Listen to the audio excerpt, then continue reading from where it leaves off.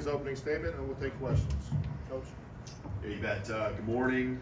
Just following up on a few things. I know we talked to post game.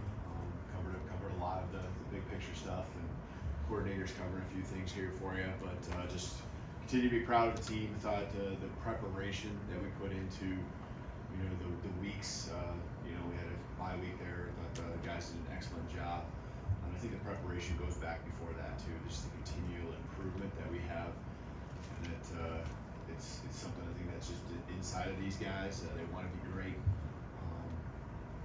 Just proud of the way they bring it every single day, and the energy. It shows every day I step on the football field. So proud of that, and been doing a lot of things well. I think we're continuing to do more things well on both offense, defense, and also with special teams.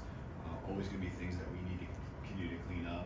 We know we're only as good as our last game, and everything that's on film or anything that didn't go like you'd hoped is going to be what the next opponent's going to look at and try to attack you with. So I think looking forward to tomorrow morning, and a great practice. Should be full of energy. It needs to be the best Tuesday we've ever had, just because that's the way we have to approach each and every opportunity. Thank you, Coach. We'll start with Charlie Potter on far right. Yeah, hey, Coach. Just with Ryan, how do you teach a guy that young just to manage some of the things that are coming his way from an attention standpoint? Excuse me. He's obviously got a lot coming his way. And a lot of things that we expect him to continue to do, right? Make a lot of plays, and he's going to continue to bring on that attention, and just educating him and understanding, both on the field while he's doing his thing, and away from it, just that the impact he has is seen, influence he has is great, and just how to manage all of that. So it's just a process, and it's not just with him; it's with every one of our guys. We try to do a really good job of that, there's a lot going on, and every little thing is picked up on, especially these days. And Ryan's first-class guy all the way, through and through, and love coaching him. He brings a great work ethic, smile, all the things you want each and every day of practice. Jump over to Chase on the far left. Question you didn't get asked about on Saturday night. When you had the miscue on the kickoff return in the fourth quarter, you got a drive started at your own 3-yard line. Bernard makes a tough catch to move the chains. You end up punting on that drive, but you drove it away from the goal line enough that I think Georgia took over on their own 33. How critical was it, even on a drive where you punt, to get it off the goal line? Yeah, no, that's a really good point. And the first point is that we got to do a better job of making sure that situation doesn't happen. We talked a lot about that yesterday in our special teams meeting, and we'll learn from that.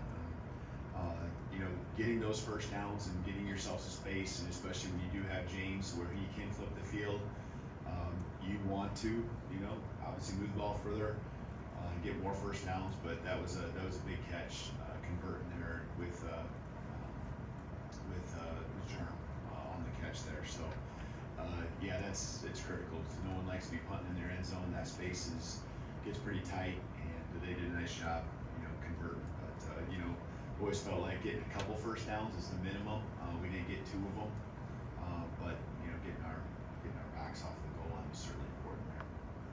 Go over to Nick on the right. Yeah, we had a chance, I think it was right before halftime, that we could see you pretty fiery in a moment. And for a guy who's known for being so even keel, what's kind of your approach for when to kind of show that side of yourself? Yeah, I don't think you predetermine, when or what you're going to do and all that, but the guys are fighting, and when you see something a certain way, and I know that I just felt like that was a big time in the game. We were doing a lot of things well, and some opportunities that just we didn't take advantage of as a team. And that moment right there, we talk about the middle 8 going into the locker room with a lot of momentum, and I know we got a safety there right in that area too, but there were some missed opportunities that we'd love to have had, and it was just fighting for my team, and I know they were out there fighting, doing everything they could, and so just love the way that point, wanted to keep it going, and just, I saw it a certain way and wanted to make it known. So. Back left, Steven. The tight ends were used a lot throughout the game, and especially CJ DeBoer. Like, how does he make this offense go? Yeah, the tight end has always been an extremely critical part of our offense. The ability to be able to line up wide, come in tight, hand down, off the ball. The more things all guys can do, especially skilled players in our offense, the more versatile we'll become. Receivers who can run the ball, we saw that with some guys Saturday night. Running backs that can catch the ball, we saw that for a touchdown, and some other opportunities as well. Just that versatility where a defense coordinator, putting a game plan has to give them all these different elements of how we're going to attack. With CJ in particular, he's continued to find his way into this offense, and guys finding him, whether it's Jalen or us just understanding the best ways to utilize him the way he's most comfortable. He did a nice job, and he has done a nice job of taking advantage of his opportunities. There was just more of them, and that was part of the plan. Things that fit a lot of different ways where we felt we could attack, and he did a nice job, all game long, as well as did the other tight ends. We got a few questions from the front row. Let's start with Jack. Hey, Coach, you mentioned the safety. That coming right off of an interception. How big was that just from a momentum standpoint to see your defensive unit make a stand like that, put some points on the board right after a turnover on one? Yeah, it's huge, and really, the defenses love to be in that spot. Didn't like how we got into that spot because we had to kick it down to him there, or that was actually not the interception. That's even worse, right? But taking advantage, and when a team has their backs to the wall, just like we just spoke of with our back to the wall, that's a tough spot to be in. And I thought Coach Womack and the defense dialed some good things up and put them in a really uncomfortable spot where they had to, really react quickly, and we got the intentional grounding. So those 2 points, all points, as we saw at the end of the game, were really critical. And I think when it comes to points in general, this is a little off the topic. That's one thing I love about our team. The 2-point conversions at the end, whether it's us scoring or us stopping, and understanding the significance of every point. And that goes for extra points in the middle of the game or first quarter. I think our guys play hard each and every time, each and every play, but especially when those points are at stake. Go ahead, Tony.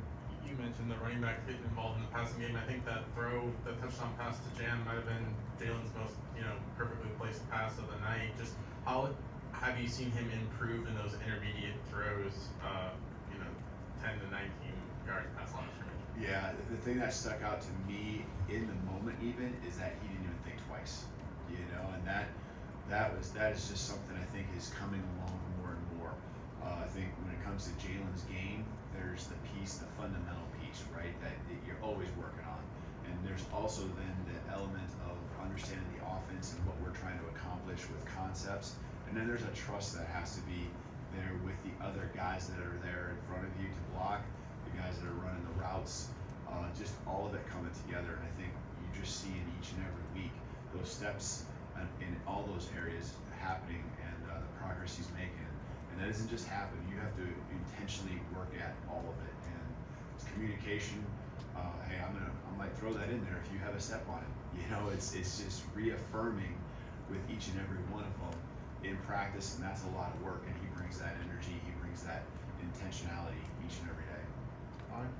Hey, Coach, I'm sure you'd probably love to have the success in the second half that you did the first half, but how important was it for your team to be battle tested? What'd you learn about it? Yeah, it's important for us to now have this each game provides experiences, right? Every game, every opportunity, and we all have our experiences outside of being here at Alabama, all the areas, places we came from, and we talked about this as a team. For us to start fast like we have really the last 2 games, we did against Western Kentucky, the South Florida game, I think we learned a lot. But I really like that because that shows the preparation, the confidence that is a result of it. We hit the ground running. Yes, we would like to have a better second half. There's literally one play here, one play there, a small little piece that would have, in the early part of the third quarter, mid part of the third quarter, completely changed that game. And unfortunately, it did. It did happen, and we have to continue to learn from that. You know, continue to just understand that those moments become big, and so that experience that we went through, whether it was the missed opportunities or how resilient we were at the end, and learning that, you know, in the end it was a team win because the offense scored and the defense stopped it. And it took both sides of the ball doing everything they could to help us win that football game. And so there's a good positive vibe because it wasn't just one side or the other that carried the weight or found a way to win. It was a team win, and we'll learn from that and continue to trust and believe in each other and continue to grow as a team because of it. Go ahead, Colin. Hey, Kalen. I'm curious, as a former offensive coordinator, how difficult is Kane Wommack's swarm defense, the disguise that it brings? How hard is that for an offensive coordinator? Yeah, you know, and there's a reason why, you know, I wanted Kane to be here. You know, I saw it back in 2019 when I was at Indiana with him, and really liked a lot about what he was doing, whether it was schematically or how he brought a unit together. Just the support he gives me and the type of person he is. I can go on and on. But when it comes to what your question was about, you know, what he can do, I think it's a little bit different than what you see from every defense has got their style. So, you know, a lot of people are probably gonna say that, but there's a mix of attacking style with the opportunity or the way of just making people earn it, and he can just kind of pull on that and make it kind of look the same from play to play. And he's got a great mindset, great you know, schematic system that he can really draw upon to be able to pull the trigger on whatever he wants, and then being able to communicate it through his staff and make it simple for our guys to allow them to play fast. I think what you're also seeing, especially early in the season here as a new team, there's still just stuff that's happening that we haven't been through, experiences and situations, and each and every game. That's one thing you just worry about going into a game like this is it's an early game of season against a very quality opponent, and all those situations that you try to get your team to understand and prepare for during spring, summer, fall, they're never the same as when it happens out there in the moment. And you know, Kane's just done a great job preparing the defense and allowing them to play fast and do the things they're doing. 4 takeaways against a team that hadn't had any turnovers. You know, that's a big deal. Back right, Ryan.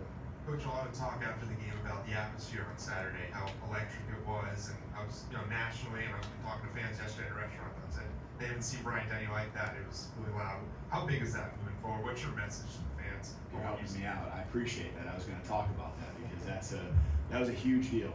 And you know, we are, the guys are in a hotel and they're going through walkthroughs and all of that, whether it's Friday night, Saturday, and you don't really have a sense of what's going on out there. I got a chance to go out there on game day to set and get a good feel of it, and maybe just give them a heads up that, hey, you know, it's going to be a fun day. It's going to be a lot of energy, and when we start pulling into the stadium, you instantaneously can feel it. You know, I'm on that first bus with the guys, and you know, their eyes were wide open and excited about what they were feeling and seeing, and then of course just throughout the game, I just can't tell you enough. I think there's just an energy. It's not like you pick out any single thing. Like I still haven't. I hate to say this. I'm embarrassed to say this. Dixieland Delight. I still haven't really experienced it. I don't know when. I thought it was supposed to happen between the third quarter and the fourth quarter, but it must happen another time. So the lights go out, and I'm thinking it's going to happen, and it doesn't happen. So I'm still learning myself. But the energy, the excitement of it, there's just you know, something special about playing in Bryant Denny. I can't tell the fan base how much the guys love it, and we appreciate it, and can't wait to continue to do it again. Last question, Jamie. Coach, where would you rank Saturday's game and all of the past games you've been head coach in? Yeah, there's a lot of great ones. I think I go back to I think this has been brought up. Maybe Coach Wommack talked about the experiences you've been through. Like I've been through enough to where I just think so optimistically. Like we can do this. We can do this. You know, and trying to get that to your team is the tricky part because they haven't been through all those experiences. They don't have enough games under their belt to be able to have something that's happened at almost every spot on the field, offensively, defensively. We can get that an interception, just believing that's going to happen, or we can convert this 4th down, we can get this touchdown. And it's definitely up there, because there was certainly the ebbs and flows to an extreme when it comes to the lead, the loss of the lead, and then even in the last 2.5 minutes, just how how the game went back and forth. So it is a big one. I think the significance of it being our first conference game against a top-ranked opponent, taking all of those things in, it's his big thing. I mean, I have a lot of pride in just winning some national championships and things like that, so that's internal. But this is where my feet are at right now, and so this is the most important one I've ever won, and it ranks at the top. Thank you, Coach. Appreciate that. You bet. Roll Tide.